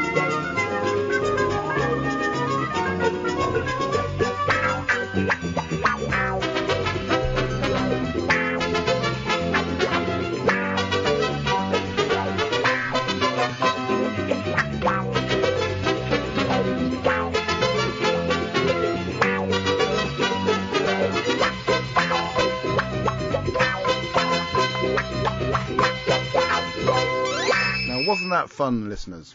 Yes, it was. How many points did I get? You had 5 points, Robert. Rubbish, to be fair. And Robert, okay, remember, I have... And you have me penciled in. I have statistics, and we can get ointment for that, you know. I did not win all that often. Last time, Mary won. And Mary, okay, so Adam won in 2020, July 8th, which, how come you won your own quiz? Okay, yes. I won the week before. Mary, Robert, me, Matthew, Robert. I'm going backwards. Debbie, me, Debbie, no quiz, Debbie. Kirby's trying his hardest to bore us and to make a cup of tea. You know he's going to ignore us. Maybe you will go for a wee. And here's a theory that I like. Back in 2018, you had Isabella winning the quiz 3 times in a row. Oh, we love Isabella. Yeah. And there was one time that I won. The 20 Megabyte Doctor Who podcast is an APV services production, sponsored by whowon.co.uk and lavazi.co.uk. We are a proud member of the Doctor Who Podcast Alliance. Doctor Who is a trademark of the BBC. No copyright infringement intended. Oh, it's not like that anymore. Carry on. Sorry, I just saw you said about Isabella. I thought I'd play a bit of... Yes, I like that. Memories. There was one time that I won because I correctly predicted that Andy would get the most points and I would have the least. But that flipped things so that I won. Oh, goodness. Marvellous. Oh, there's another one there that says brand spanking new Doctor Who Podcast Alliance. Wow, what's that one doing? The 20 Megabyte Doctor Who podcast is an APV service production. Yeah, right, shut up. Right, so we've got something. You need to bring her in and have say it directly to her. No, Terry Marr says 5 minuets. No way, Kirby. You'll not let him do that quick. And then it's been advertised on Isle of Wight Radio. Mind you, the idiots keep calling it Comic-Con. Yes, Isle of Wight Radio couldn't call it by its name and didn't actually give the location or the date. Yet they run a competition for tickets for this event that was... Well, that's because everyone can walk there. Absolutely ridiculous. Oh, not if you come from mainland. We were hoping to get some people from the mainland over, you see, but there you go. Apart from Terry Miles, who is coming, obviously. Right, then, where do I get up? So I was going to do the next segment of the show, wasn't I? Which, of course, is... Is that whowon.co.uk? Yeah, I suppose we could do that. whowon.co.uk. whowon.co.uk? Yes. Is that whowon.co.uk? Right. Oh, I did have a Doctor Who annual down here I was going to show you, but Deb's put it upstairs in the attic. Latest products, Daleks Unlimited Comic Strip Collection, which is a paperback book from the pages of Doctor Who magazine and beyond. Panini Comics proudly presents the first volume of classic comic strip tales, featuring the universe's deadliest war machines, the Daleks. That's available to buy now at whowon.co.uk. Origin stories. That's very nice to see our little ad right at the very top of their page. It's an old one. Origin stories. We all change when you think about it. We're different people all through our lives. I don't know about. Oh, it says origins. I'm gonna have to. Oh, I nearly said oranges stories. That would be about fruit and stuff. Code of Flesh, which is a 8th Doctor story. It says Dan Starkey recounts a brand new adventure for the 8th Doctor as played on TV by Paul McGann. The 2023 Doctor Who Annual. But it's only 2022. But it is a time travel show, so I guess so. And on the cover, we've got so many Doctors that my eyes are going crossed. So we've got 1, 2, 3, 4, 5, 6, 7, 8, 9, 10, 11, 12, 13, 14, 15 Doctors. It's a shame they couldn't be bothered to put Shooty on there because you could have made it a good round 16. There you go. Yeah, so all these items can be bought at whowon.co.uk. Is that whowon.co.uk? Doctor Who magazine. If you're living outside the UK, you can get it to your door quicker than trying to find a shop that sells it. Can I ask something? No. Yes. When's this special going to be on? What special? Oh, that's 23rd. I told you I was going to talk about it in Doctor Who News. It's next weekend, isn't it? Next Sunday. So we won't be recording. So is it next Sunday? Yes, next Sunday, no, 23rd. What's the date? Oh, no, 16th, yeah. Next Sunday. It's an hour and a half, so a nice movie length thing to watch. So we're going to talk about it? We'll talk about it, but not in the synopsis detail. We're just going to say what we thought of it and stuff, and gush, hopefully, about it. Death in Venice is a fake Torchwood story without John Barrowman in it. We're not recording, so okay, good. It'll be the following time. I nearly said week. It could well be. A Diary of River Song 10, 5th Doctor 42, Gallifrey War Room 1. There's all these items are very available to pre-order. You're starting to get your volume is fading away again. I've got a phone call. Hello? He's probably tired. Doesn't he look tired? It is indeed. But you might have to carry on for a bit. Oh, where do I get to? Right, so I've gone past... Can you do Luvazi for me, Kirby? Sorry, I'm in the middle of doing a podcast. Oh, you're on Luvazi. Hang on. Oh, no. Sorry. I lost the... Could you call me back in about half an hour? That'll be right then. Thank you very much. Sounds different on the phone. It's Andrew Lorden, my Jedi fight man for FantasyCon. Right, you don't have to do that, Kirby, by the way. I'm back now. Right. I finally was able to bring up lavarzi.co.uk. No, we promised years ago we're not going to use that sound effect. I don't know. And Lavarzi has a 7th Doctor umbrella. Sound effect? Yeah, they have a what? Oh yeah, a 7th Matthew Doctor would like that. Umbrella coming. If I could. Oh yes, they did. They posted that on the 20 megabyte Doctor Who podcast. Yes, and I'm mentioning it to people who didn't see it posted, which you can join. What was a YouTube video with one of their bags here? What's that do? Hello all, so today I got a very exciting package in the post because I have received the new TARDIS laptop bag from Veroli and I'm going to be reviewing it for you today. So it is an officially licensed product and on the front you also have the little Doctor Who logo and then also this little pocket, and if you turn this around to the back it actually has something that I've never seen a laptop bag have before, which is one of these flaps. So you can slide it on the handles. You can slide it over your handles of your suitcase. I think that's such a genius idea. If you go inside, you can see there is a little separate sort of hole for your laptop and the seal of Rassilon, which I think is really nice. Rassilon inside. This is cool, everybody. Detail they put in there. It also comes with one of these shoulder straps that you can attach onto the bag. But I'm not going to say any more, but that's quite a good little review of the Lavazzi and that's quite an old review. I don't give a tinker's cuss. I played it. That's it. That's all I'm going to do on the sponsors this week. Thanks, everybody. Anybody said anything on live feed? Nobody said anything on live feed. I can move on to the next section of the show, which is Doctor Who news. Now, you did allude earlier on as to the new episode of Doctor Who called something or other, Doctor something. What's it called? Power of the Doctor. That's the one, the Power of the Daleks, yes. Oh, sorry, no, Doctor. So, very exciting. I've seen some previews of it. Everybody thinks that the Doctor is regenerating in the scene of show. Of course it's not. It's a Doctor in the obliteration machine. And apparently she regenerates outside the TARDIS. Because I think that there's a thing that if you regenerate outside the TARDIS as a female Time Lord, you regenerate into a male one. I think that's how it works. But of course, it's very exciting because Ace and Tegan are back. And yay! What? What did you say? Both Sophie and Janet Fielding are going to be at Wales Comic Con. I plan to get a photo up with Janet because, of course, my idol as a teenager, and I've never met her before. Well, I've seen her, but never met her, so it'd be nice to have a picture with her. Doctor Who magazine, issue 583, with a picture of the last trio before they change back over to RTD, with the final countdown as the words at the bottom, available who1.co.uk. 13th Doctor's final countdown. The 13th Doctor's final battles get special Blu-ray release. The 13th Doctor's final battle are to be marked with a special home entertainment releases. That's a very strange way of wording it.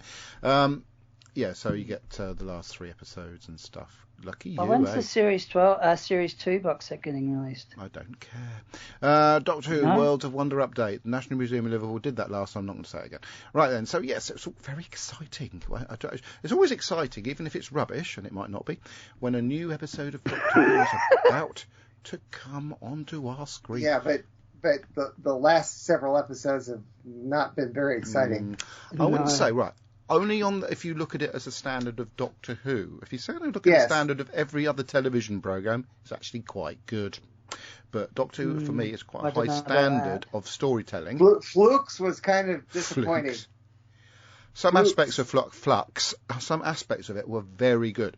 The first 3 episodes, as individual things, were very good. Some aspects. It wasn't all. What? I loved the Sontaran one. The first 2 episodes. I loved the Weeping Angel. How did this villain get involved?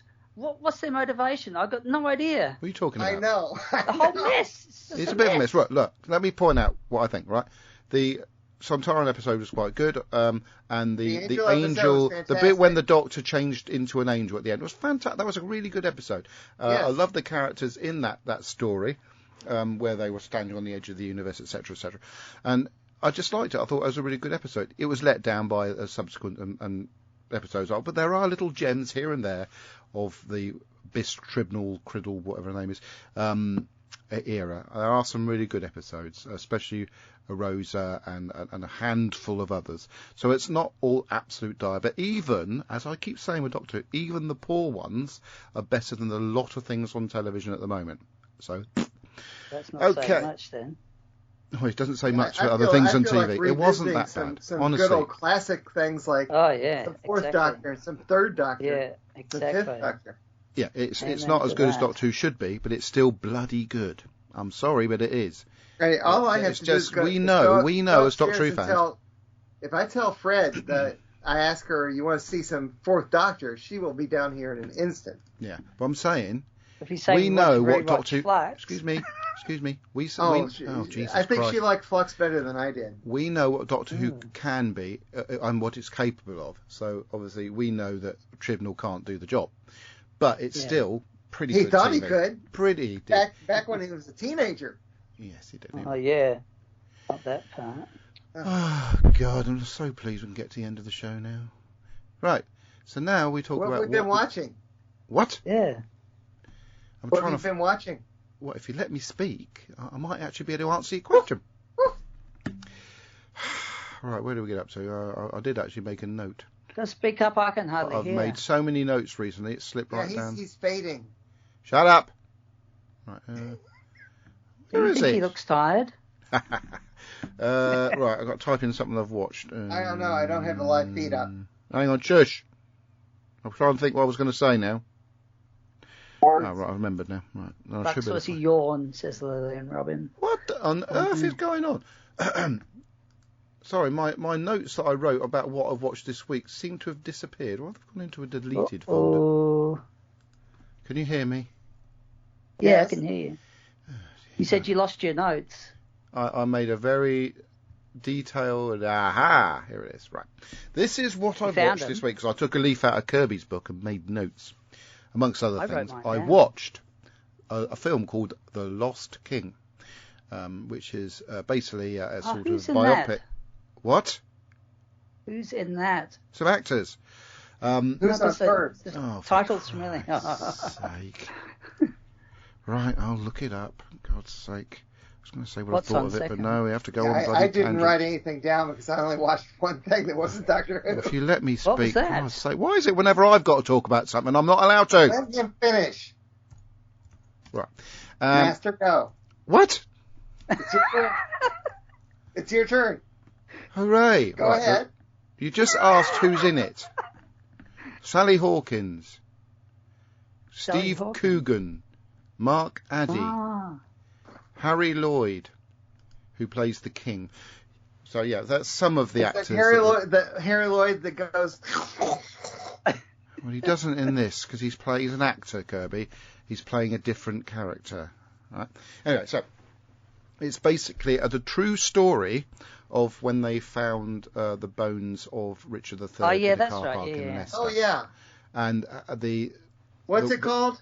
The Lost King. I've just bloody said that. Jesus. Lost. Yeah, the Lost. L-O-S-T. Fine. King. The Lost King. It's in the cinema presently. I didn't know what it was, and now that you mentioned what it was, I'm going to look up and see if I see it. Right. Well, let me say what I thought of it then. Right. So it's sort of it's made with it's the actual story, and you get the feelings that the lady who wanted to find Richard,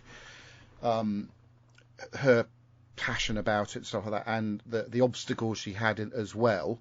Lobster. And also you get this sort of almost like imaginary friend side of it, and the imaginary friend is Richard III, played by Harry Lloyd, who essentially inspires her to go on this sort of quest to find him. Because obviously everybody goes by Shakespeare's version of Richard III, or is tainted by it, and that's a version of Richard III which was created by Henry VII, who wanted to win over the British public by telling all sorts of nasty stories, nasty propaganda about Richard III, who actually was quite a good king and quite nice and stuff.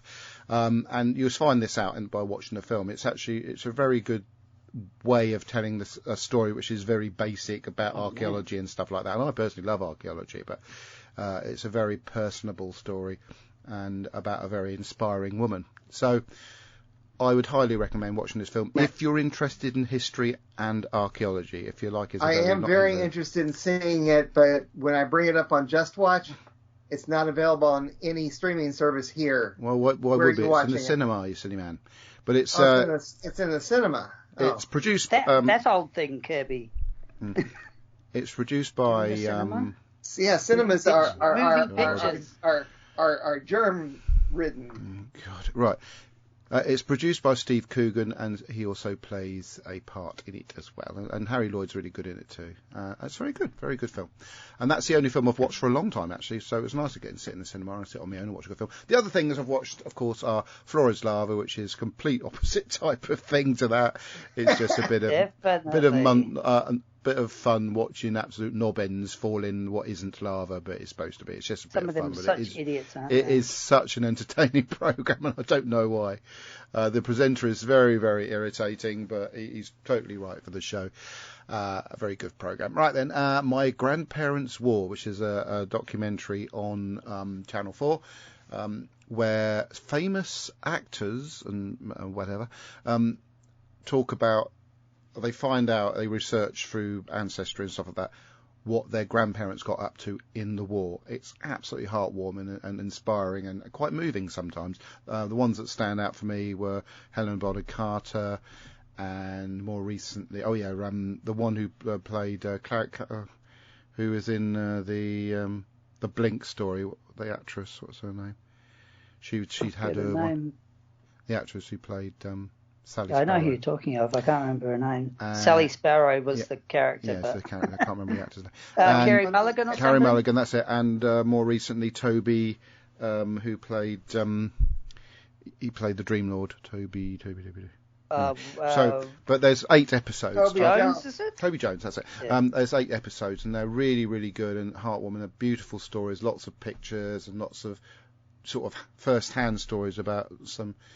how Audrey quirks. Yeah, it's just different people's different experiences in the war and how they got through the post-traumatic stress, how they carried on and became, obviously created the family that these people came from. It's brilliant series. The other one, of course, what's it called? It's called My Grandparents' War. Okay. I've also watched Married at First Sight UK, not that good, but we watch it anyway. Ninja Warrior UK occasionally. They've changed the format, but it's still quite entertaining. Sorry, Deadfly.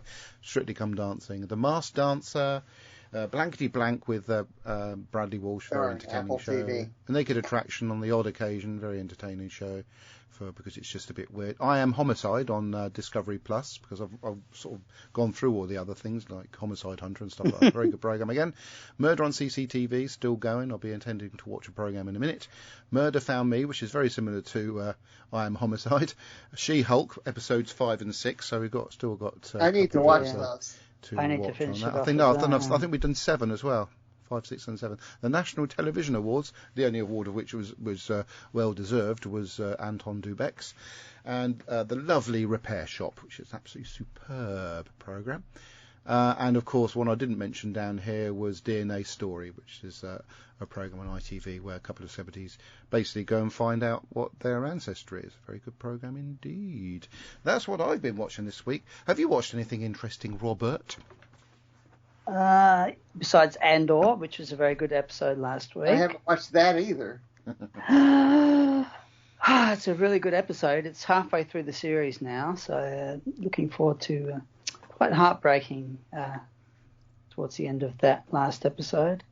War of the Worlds, been watching that. That's the one with Gabriel Byrne, the French-English production. Oh, yeah. That's quite good. Yes.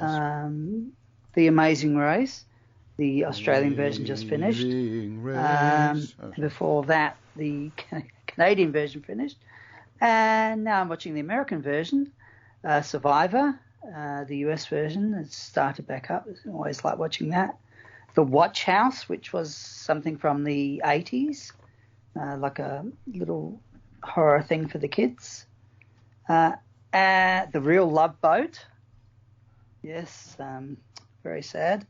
And I watched the movie Halloween Ends, which was quite good. And sort of puts a cap on the whole series. Not my sort of thing, but I think Isabella would be quite looking forward to seeing that one. Well, yeah. Oh, God, the Doctor being a pain in the arse now. Not really. No, I don't think it's quite her movie. No. Yes, it is. She loves horror. That's what I've been watching. She's a horror fan.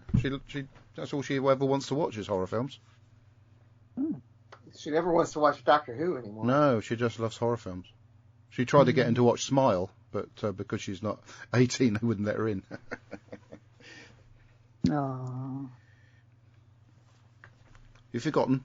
You've gone Yep, that's it. All right.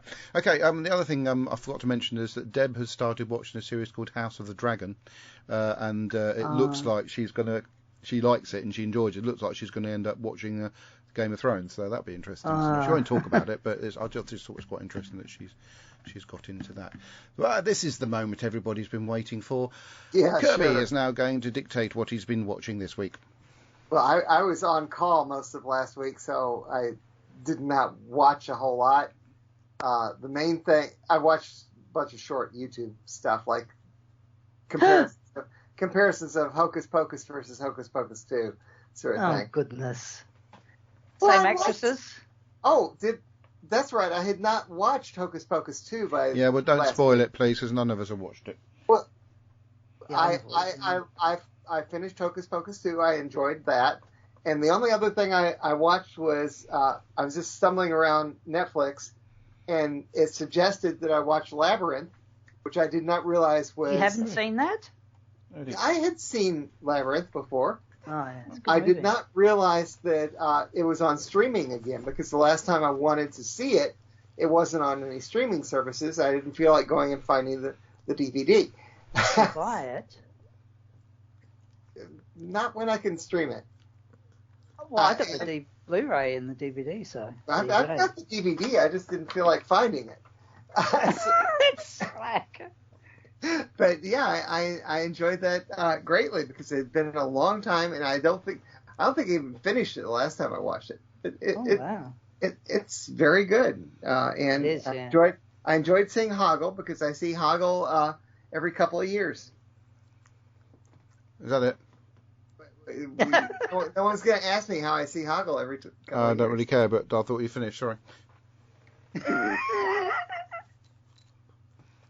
Hoggle was accidentally lost in luggage, and so he ended up in a lost luggage store. And when they realized what they had, they contacted Henson Company, and they said, "Oh, you can keep him." And so he's on display in their lobby. Oh, cool. Splendid. Yeah, he's fascinating. Excellent. In good condition? Are we done? No, he looked horrible when they got him, because he had deteriorated. Sounds like something out of the repair shop. It's a program I watch on BBC One. He had deteriorated in the suitcase, and there's a little documentary they sent him to. A shame. This lost luggage place is in Alabama.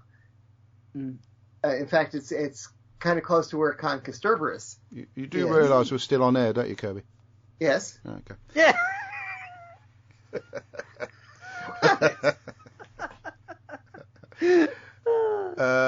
Lillian Robbins says Flux was a yawn. Yeah, totally agree. And just the mere talking about it has made Odie fall asleep. Have you done? Yes. Okay. I told you I didn't watch much. No, that's fine. I do plan to. It's just trying to get into watching things that involve actors. I just like watching stuff like documentary stuff at the moment. Just sort of having I've still got to watch all that Star Trek stuff. The series 3 of Picard is starting soon. I've hardly watched series 1, let alone series 3. Anyway, so next time we're going to skip a week, because I want to watch Doctor Who on a Sunday evening and digest it and stuff. Because that's going to be the end of Chibnall, the end of lovely Jodie. But it's not a disastrous thing for me, because just a couple of weeks after the end of lovely Jodie, I get to meet her and find out exactly how lovely she is. Do you know what they're doing at London Comic Con? You're very... I don't care. Shush, I'm talking to my listeners. Be quiet. At London Comic Con, they're doing a photo op with Jodie Whittaker, David Tennant, Matt Smith, and Colin Baker. And bearing in mind, David Tennant's photo op is £105, and Jodie's is £80. Matt Smith's is likely to be around about the £105 mark, and I think Collins is about 30, something like that. That's a very expensive group shot, which I won't be partaking in. I've actually bought the individual shot with Jodie. I don't need one with David, even though I'd love to have one. I don't need one with Matt, even though I'd love to have one. it's expensive, but I think Isabella's going to partake in one or two of those amongst all the other Stranger Things characters that she wants to have pictures with. But it's all very exciting. Both Comic-Cons coming up after ours. Very, very exciting. Can't wait. Anyway, so until 2 weeks' time, hopefully, if things go right. Thanks for listening, watching. And Master, nearly got to the end of the programme, didn't I, listeners? That is also, that's going to be the 30th, correct? Yes, and that'll be the last show before FantasyCon. Ooh, I'm going to put the dog down. Not put him down as in kill him. I'm going to put him down on the floor. Sorry. Here we go, man. He looks really worried. We have a time change. You guys time change, and we don't. So it's going to make it challenging for those of us who don't time change. Robert, do you time change then? No, not in Western Australia. The rest have already done so, but not us. But the good idea to check on the day, you just type in what's the time in the Isle of Wight now. I'll tell you. I don't know why it's. Well, I know what time it is in the Isle of Wight now. Yeah, but ow! Just knocked my microphone. That was your fault. I'm on Monday. Can we finish the show for goodness sake? We managed to stretch it out. I didn't want to stretch it out. Where's the fight music? Jesus Christ. Right, Lillian says I'm not very loud on the feed either. Well, it should be. The microphone here, I'm just going to rub it. That's where the sound's coming from. It's here. My hand goes over. That's where. So, but this is here. I put the camera down so we can see it. It could be a bit dangerous moving the camera. There is the microphone that the podcast is recorded on. And there is the microphone that we've, unfortunately for you lot, we've had Kirby and Robert dragging the show out on. That's that one there. And this is my one. Job. And that down there. Oh, where's he gone? There he is. He's over there somewhere. Oh, that's the dog. Is that where Magic used to your bell is yellow. It's attacked by where Magic... He's not yellow, it's just the lighting in it. Where Magic used to get attacked by chairs. Oh, and over there is a mess. Sleeping on the doormat. I need to tidy this room up. And there's all my pictures of me with people from various... genres, including there he is up there. Look, it's Oh my goodness! Who's this? How many have you got? It's Rory. So anyway, and yeah, so that's yes, it doesn't work very well on an audio presentation. But there you go. Where's Kirby? Can I go? God's sake! Oh, God, where's my zoom on? I've zoomed in too far. Now that's my nostril. Have we said goodbye yet? I want to go. I've been trying to say goodbye for about half an hour, but you keep on dragging it out. No, it's about 3 minutes. It's half an hour. Goodbye. God. Goodbye, Fancy Pants. Scarecrow.